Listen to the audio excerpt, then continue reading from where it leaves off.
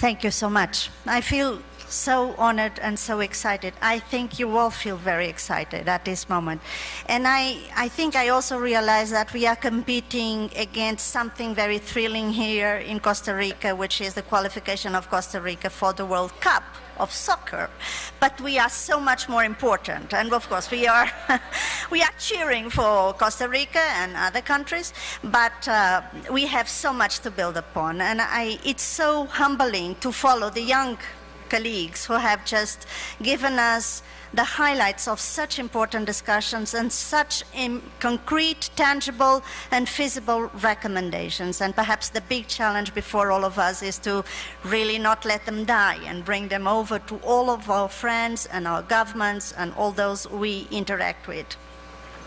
You know, I'm slightly older than many of you. I'm a grandmother, already. But I realize with my grandchildren and my children that although I feel a bit of prehistory, that for them, using, accessing, playing around with new technologies is part of daily life. We all breathe these elements. And in fact, we feel very addicted and completely naked when we forget our BlackBerry, our mobile phone, our computer, iPad, or whatever it is.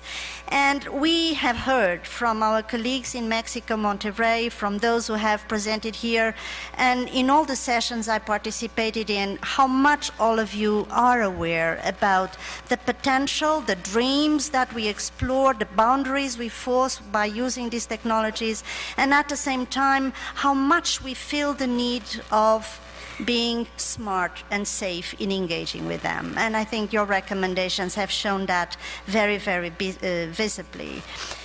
But we know that there are risks, and we know that we need to address them very systematically. So I'm not going to try to portray all the fantastic ideas that were presented in the sessions this afternoon, but I'm going to recall some of the recommendations that were put forward. And again, they were very concrete. And perhaps the first recommendation I took for me is that we are dealing with a very complex and multifaceted topic, and there is no single actor who is sufficient and well prepared to deal with all of it. So we heard the role of governments is important, the role of the private sector is fundamental, the role of families and schools is essential, and the roles of children and young people is indispensable. But all together we can make this new universe, this contest, very present universe, something that makes a difference for all children. So trying to, highlight some of the key things I heard and were shared by all of you. I have a few ideas to share with you. The first was, I took for me, start with the child and young person. Don't talk about what is dangerous, what is a risk, what is a potential for you, the others. Start with the young person.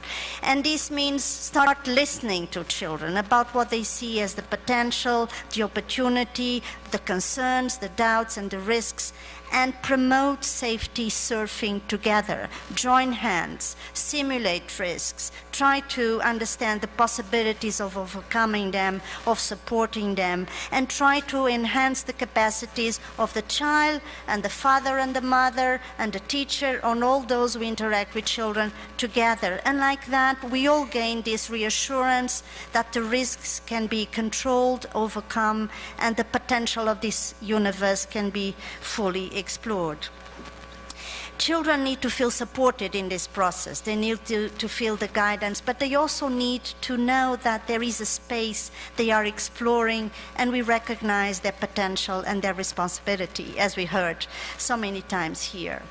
The second big thing I took for me, and you said it just now, and it is so important, don't pretend that only older children and young people after 18 need these kinds of interactions and guidance. Start as early as possible, because all children may be impacted. Well, my grandson, when he was 3, taught me so many things. There will be younger children who can teach us so much. So the second thing I took for me was, as you said, sensitize parents, put their fears away, make them feel comfortable in engaging with these new technologies. Let them overcome the unknown with confidence, and very especially resist the temptation of just introducing censorship, barriers, closing doors, that in fact are not putting the risks aside. They are going to just bring them into clandestinity, but the risks will remain very present for everybody. Then the third thing I brought from the discussions was bridge home and schools. In this process, it is so important to recognize, as you also pointed out just now, the role of teachers, the role of schools in creating spaces for discussions, enhancing skills. But teachers need to feel that they have the capacity and the knowledge to do it and to do it right, to guide, to assist, to support, and to empower children. And very often they lack that capacity and they feel frightened by the responsibility that goes with it. So changing the school curricula, as you said, is one important thing, but change the training curricula of teachers is certainly something we cannot forget. And then I also took for me in this regard the opportunity to narrow the socioeconomic disparities that persist in so many of our countries, where some kids, some young people don't have their computer or iPad or mobile phone at home. They try to go to places where the risks may be higher and where they may be confronted, in fact, many challenges and situations of violence. So let us reach out to all children, all young people, and let us all be a network and a wave to bring those good images and solutions to all of them. Then the fourth thing I heard was create superheroes, as you said, and I love it, but I was listening to you, and to be honest, I was thinking, well, we have superheroes in this room, you know, so we don't need to create them in a way. So let us build upon your capacity.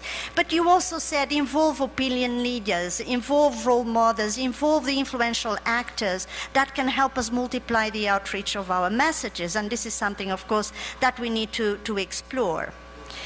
And in this regard, I want to say, in a way, we all have a responsibility. And I'm just going to give a very concrete example. In my own work as Special Representative of the Secretary General of the United Nations on Violence Against Children, guided by the opinion of young people, I did this pen drive, which has all the information about the work I do and how we interact with so many actors. And this is just so easy to put in the pocket of presidents and members of government and parliament and private sector and all those we want to convince. So, of course, I also want to join hands with you in this regard. And this brings me to the role of the private sector. And you said it much better than I can say. But I heard a few recommendations that I feel are important, which were that we need to encourage the private sector to develop and make known very strong but also child-friendly and youth-friendly social responsibility principles. This cannot only be an internal question for them, it needs to be made public to all of us so that we can draw from those principles and then make them work very responsibly. And at the same time, they need to help us disseminate and create the good tools for all children to feel, all young people to feel empowered and part of this process. And I took a sentence from one of the groups that said, it's always better to be safe than to be sorry. So in this process, of course, let us not forget that responsibility, opportunity. Then the sixth thing I took for me was the governments have a critical role.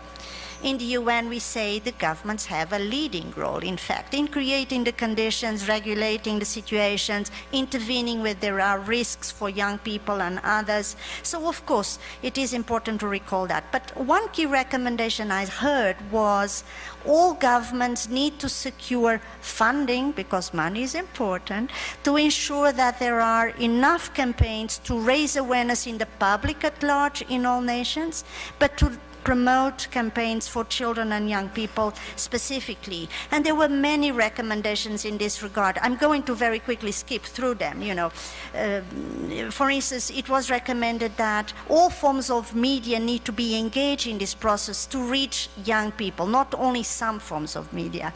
It is important to tell stories that transmit the human story, the human face of those who may be at risk. The story of the particular boy or girl in a particular country. That touches our hearts, not just be abstract about it. Let us replicate in this campaign situations that are concrete, that people may see themselves into and can feel the risks, the potential, the victimization, the humiliation, and how we need to help those that have been affected by it. Use entertainment and ICT so that people also take advantage and have fun and feel positive and confident rather than feeling completely overwhelmed by what they may be facing. So many specific recommendations in this regard. But you also said in relation to governments, let us not forget when something wrong happens, governments need to put in place mechanisms to intervene and support the victims, the child and young people who have suffered the abuse, the humiliation. And on this, we cannot really postpone solutions. They need to happen now. And children need to be safe at all moments. And then I think I concluded, okay, we all need to join hands and we all need to be responsible and smart and safe, as we said, but we need to join hands together and not only work within our own organizations or countries. And here new technologies are putting us all connected, which is, of course, fantastic.